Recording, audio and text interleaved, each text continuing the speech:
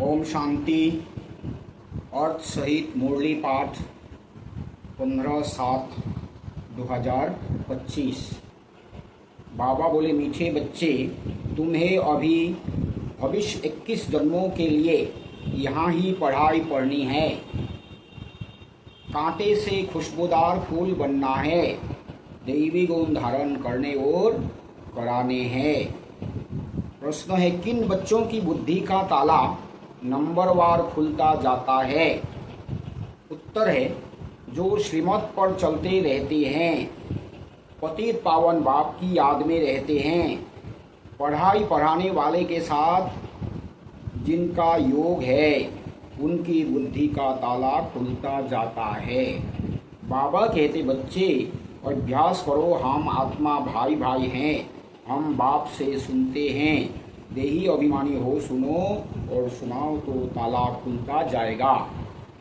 ओम शांति। बाप बच्चों को समझाते हैं, जब यहाँ बैठते हो तो ऐसे भी नहीं कि सिर्फ शिव बाबा की याद में रहना है, वह हो जाएगी सिर्फ शांति। फिर सुख भी चाहिए, तुमको शांति में रहना है और स्वदर्शन चक्रधारी बन राजाई को भी याद करना है।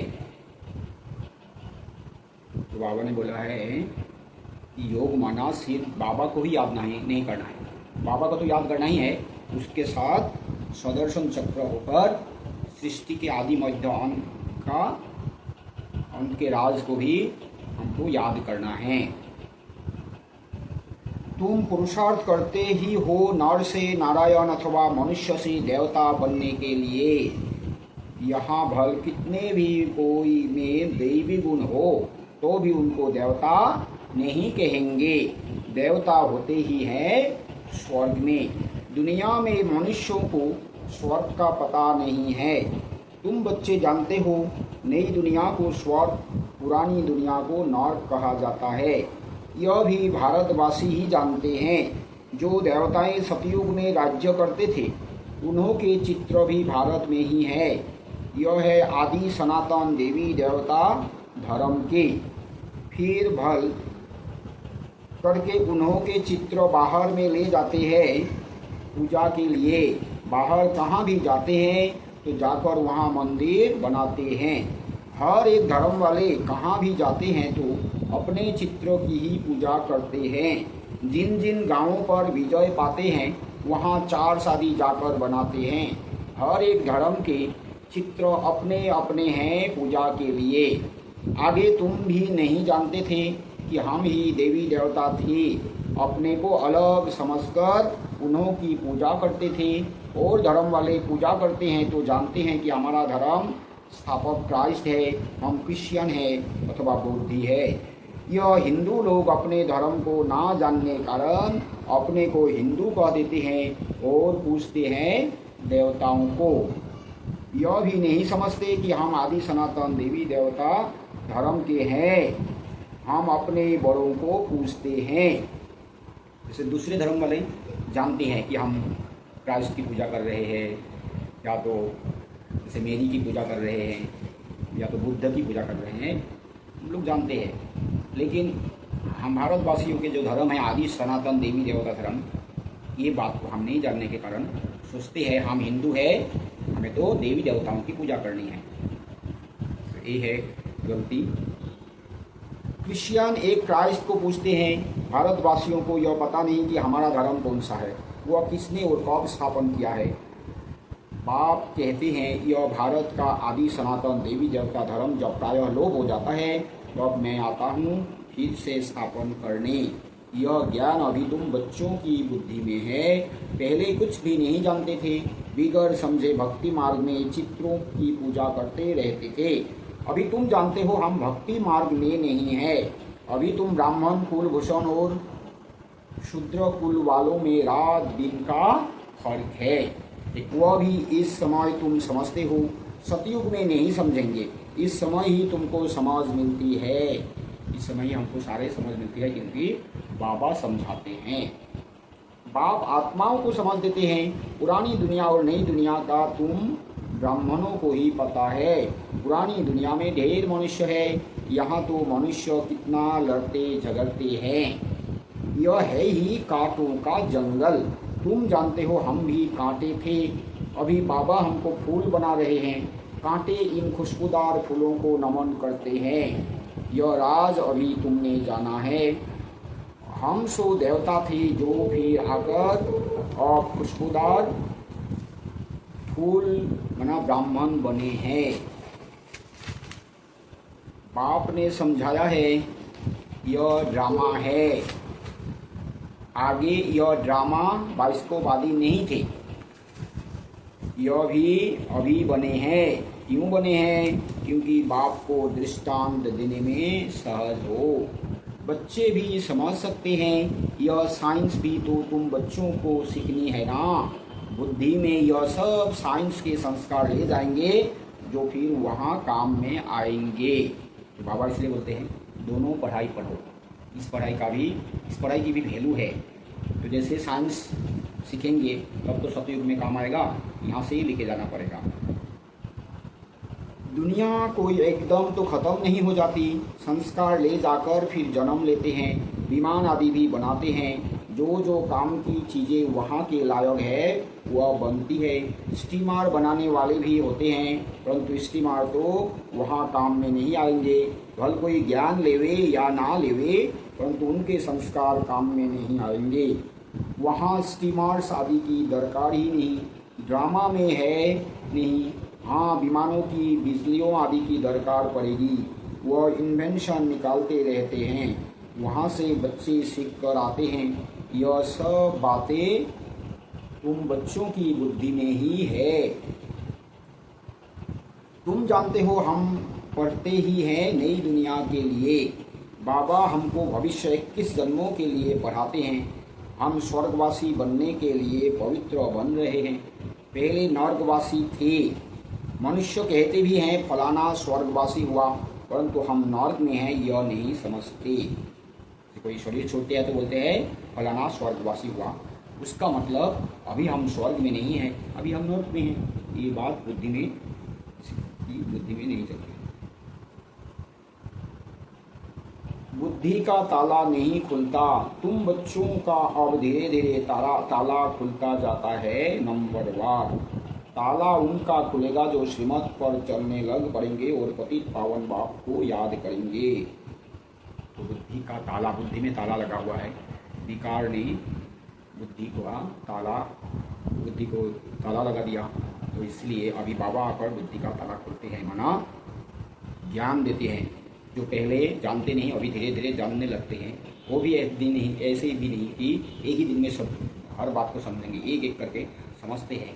तो वो भी कौन समझेंगे? तो बाबा की श्रीमत पर चलेंगे, तो बाबा को याद करेंगे, तो वो उनका ही धीरे धीरे खुलते रहते हैं। क्या करना है, क्या नहीं करना है, बाबा कौन है, कैसे है, कैसे याद करना है, ज्ञान माना क्या है, योग माना क्या है, धारणा माना क्या है, सेवा माना क्या है, धीरे धीरे धीरे उसको ही खोलते हैं। सबको नहीं खोलते हैं। कोई तो पढ़ाई के नाम से सिर्फ मोड़े सुनेंगे, हो गया पढ़ाई। ऐसे नहीं है। पढ़ाई माना लिखा पढ़ी भी करो, विचार सागर मंथन करो, दूसरों को भी समझाओ, वही है पढ़ाई। बाप ज्ञान भी देते हैं और याद भी सिखलाते हैं।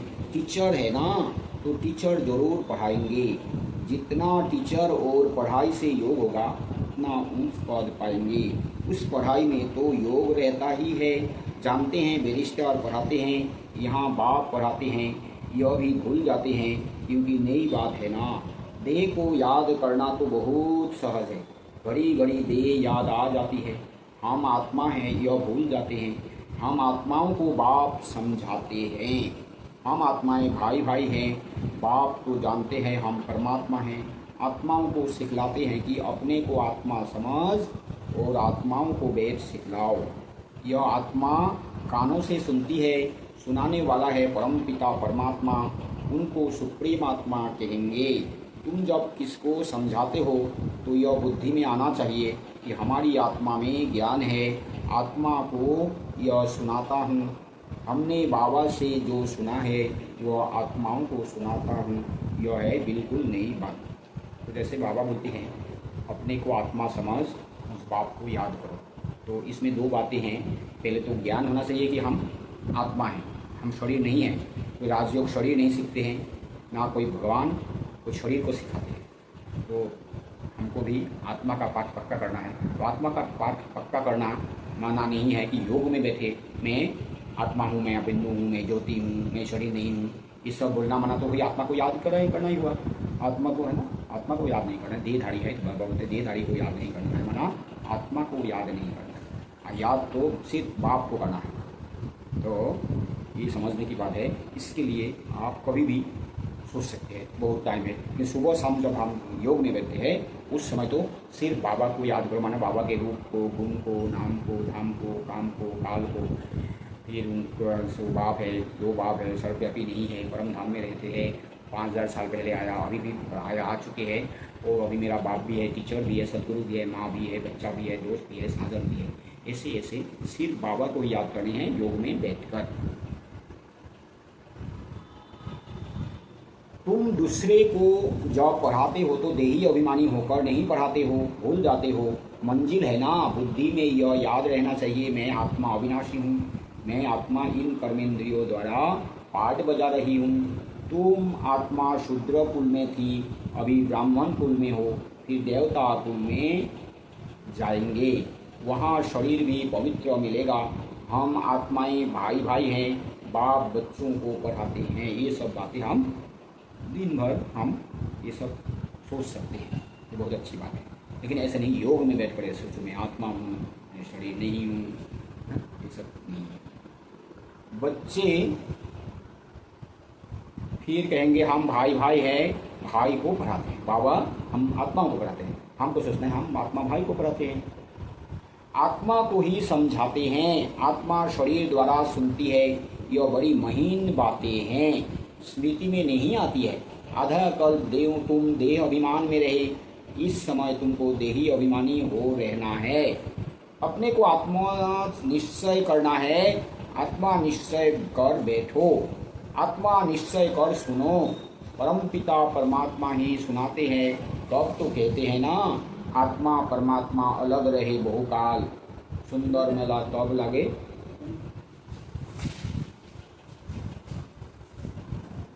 आत्मा परमात्मा अलग रहे बहुकाल, सुंदर मेला तब लगे जब सद्गुरु मिला दालाल। वहाँ तो नहीं पढ़ाता हूँ, यहाँ ही आकर पढ़ाता हूँ। और सभी आत्माओं को अपना अपना शरीर है, यह बाप तो है सुप्रीम आत्मा, उनको शरीर है ही नहीं।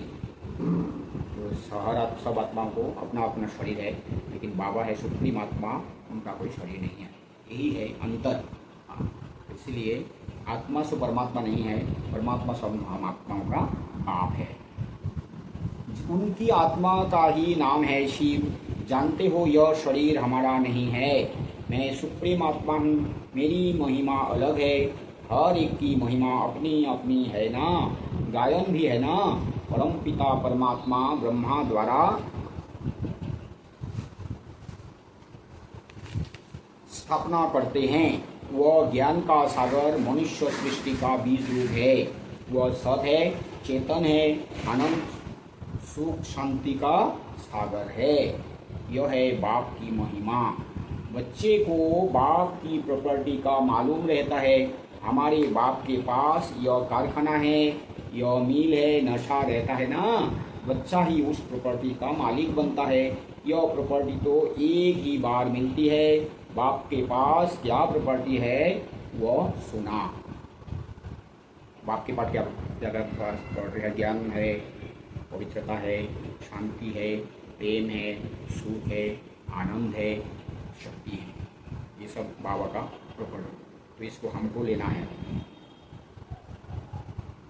तुम आत्माएं तो अमर हो, कभी मृत्यु को नहीं पाती हो, प्रेम के सागर भी बनते हो। यह लक्ष्मी नारायण प्रेम के सागर हैं, कभी लड़ते झगड़ते नहीं। यहाँ तो कितना लड़ते झगड़ते हैं, प्रेम में और ही घोटाला पड़ता है। बाप आकर विकार बंद कराते हैं तो कितना मार पड़ती है। तो यहाँ प्रेम नहीं है इसलिए झगड़ा करते हैं। लक्ष्मी नारायण एकदम प्रेम का सागर है माना, वहाँ कोई झगड़ा होती नहीं।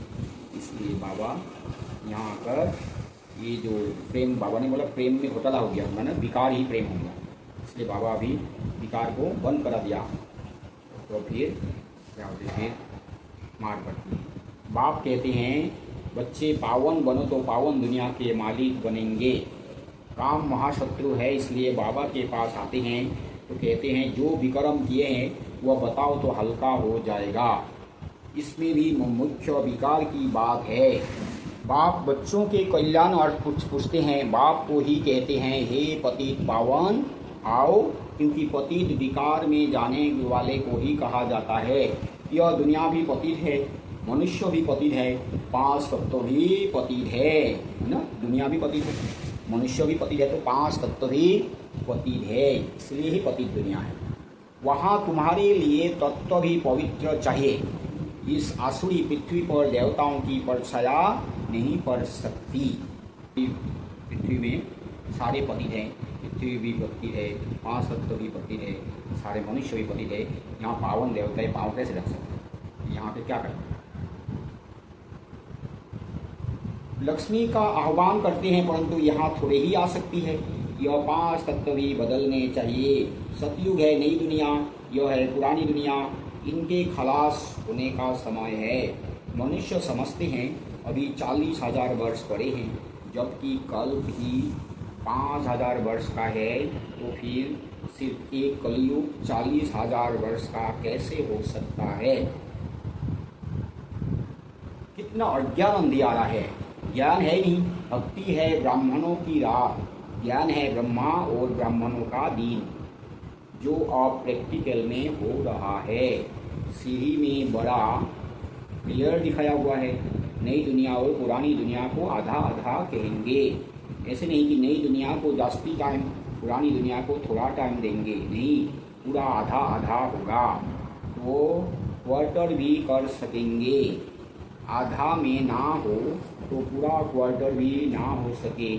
स्वास्तिका में भी 4 भाग देते हैं। समझते हैं हम गणेश निकलते हैं। अब बच्चे समझते हैं यह पुरानी दुनिया विनाश होनी है, हम नई दुनिया के लिए पढ़ रहे हैं। हम नर से नारायण बनते हैं नई दुनिया के लिए। श्री कृष्ण भी नई दुनिया का है। श्री कृष्ण का तो गायन हुआ, उनको महात्मा कहते हैं क्योंकि छोटा बच्चा है। छोटे बच्चे प्यारे लगते हैं, बड़ों को इतना प्यार नहीं करते हैं जितना छोटों को करते हैं, क्योंकि सतो प्रधान अवस्था है।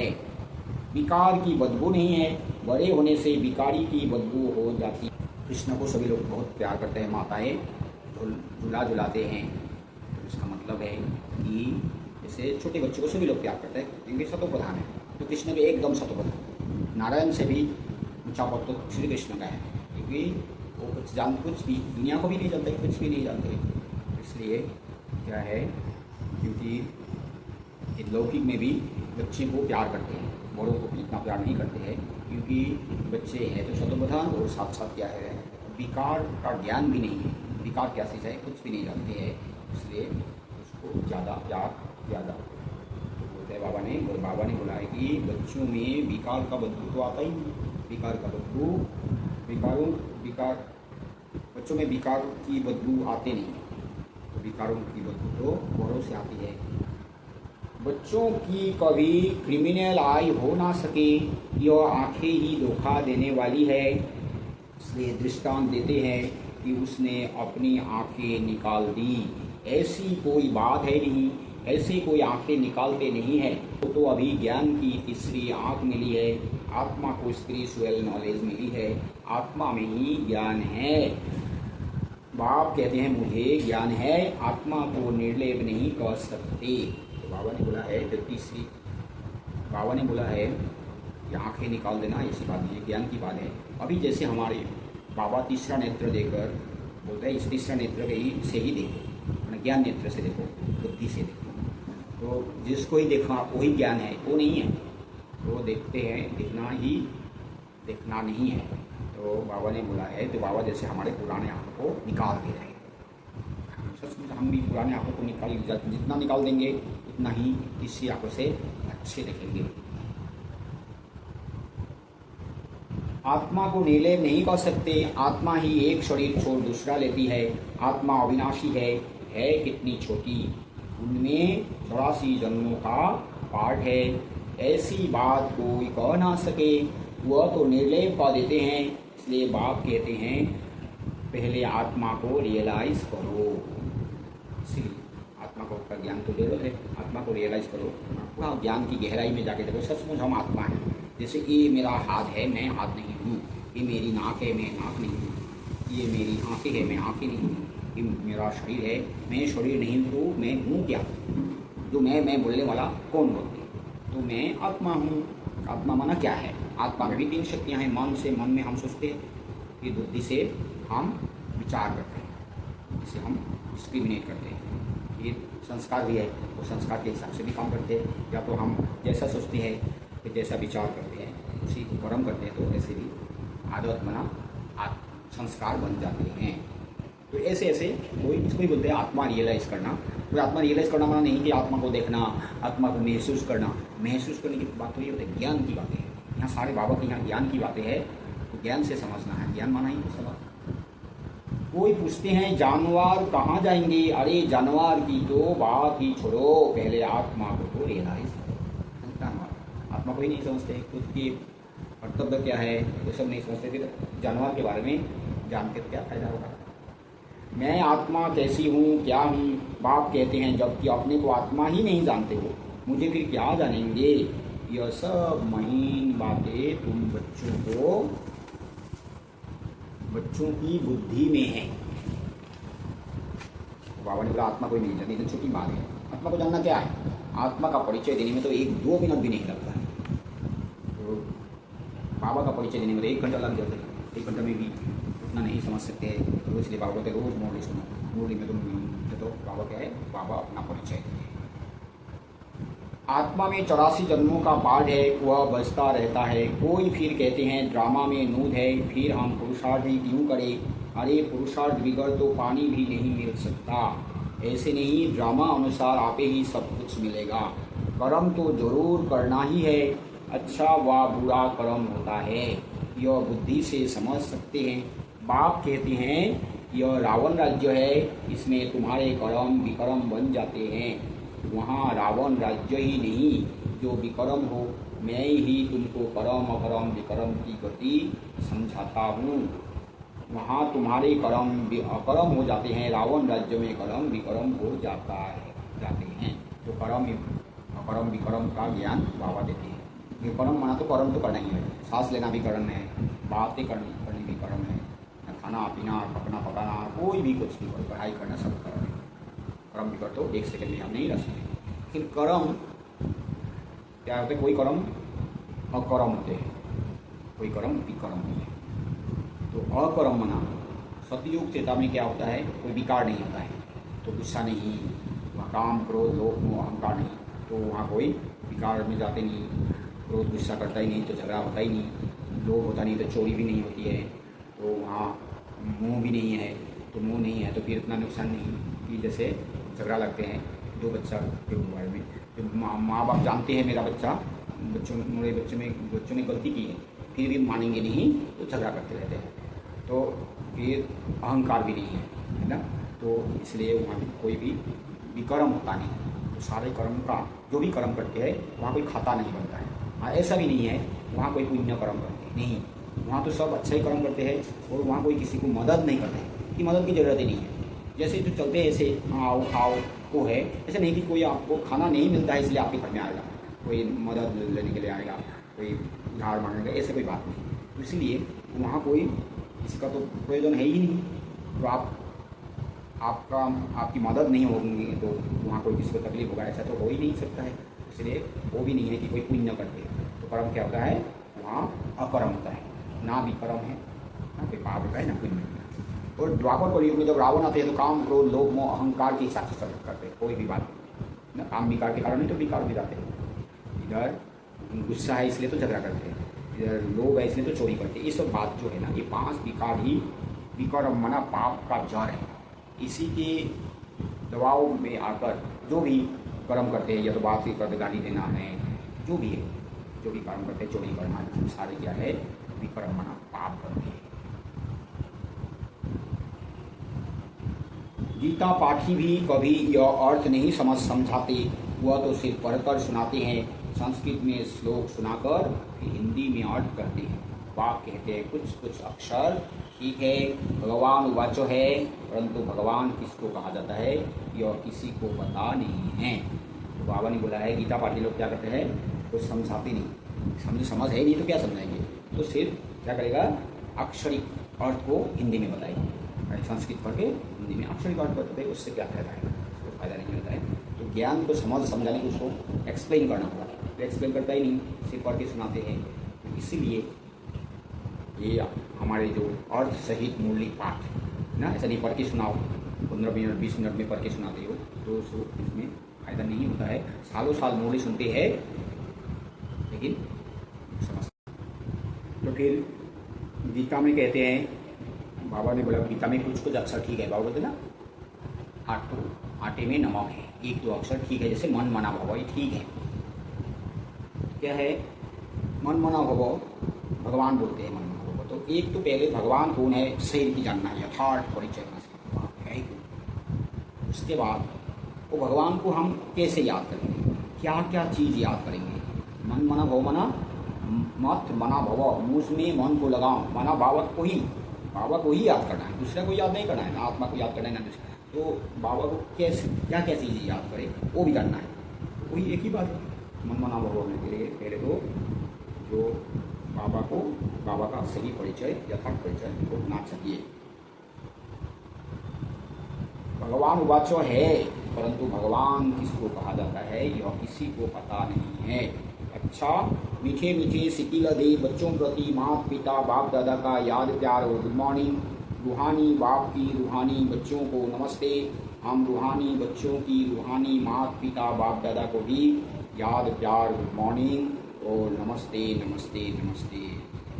धारणा के लिए मुख्य सार है बेहद बाप के प्रॉपर्टी की मैं आत्मा मालिक हूँ। जैसे बाप शांति पवित्रता आनंद का सागर है, ऐसे मैं आत्मा मास्टर सागर हूँ। इसी नशे में रहना है, ड्रामा का पुरुषार्थ नहीं छोड़ना है, कर्म जरूर करने हैं। परम अपरम विकर्म की गति को समाज सदा श्रेष्ठ कर्म ही करने हैं। वरदान है, समय के महत्व को जान स्वयं को संपन्न बनाने वाले विश्व के आधार मूर्त भव। सारे कल्प की कमाई का श्रेष्ठ कर्म रूपी बीज बोने का, 5000 वर्ष के संस्कारों का रिकॉर्ड भरने का, विश्व कल्याण व विश्व परिवर्तन का यह समय चल रहा है। यदि समय के ज्ञान वाले भी वर्तमान समय को गवाते हैं या आने वाले समय पर छोड़ देते हैं तो समय के आधार पर स्वयं का पुरुषार्थ हुआ। लेकिन विश्व की आधार मूलद आत्माएं किसी भी प्रकार के आधार पर नहीं चलती, वे एक अविनाशी सहारे के आधार पर कलियुगी पतित दुनिया से किनारा कर स्वयं को संपन्न बनाने का पुरुषार्थ करती है। स्लोगन है, स्वयं को संपन्न बना लो तो विशाल कार्यों में स्वतः सहयोगी बन जाएंगे। अव्यक्त इशारे है, संकल्पों की शक्ति जमा कर श्रेष्ठ सेवा के निमित्त बनो। वर्तमान समय के पुरुषार्थ में हर संकल्प को पावरफुल बनाना है। संकल्प भी जीवन का श्रेष्ठ खजाना है। जैसे खजाने द्वारा जो चाहे जितना चाहे उतना प्राप्त कर सकते हैं, वैसे ही श्रेष्ठ संकल्प द्वारा सदा काल की श्रेष्ठ प्राप्त पा सकते हो। इसके लिए एक छोटा सा स्लोगन स्मृति में रखो कि सोच समझकर करना और बोलना है, तब सदा काल के लिए श्रेष्ठ जीवन बना सकेंगे। अच्छा, ओम शांति। प्रोजेक्ट बाबा की प्रत्यक्षता।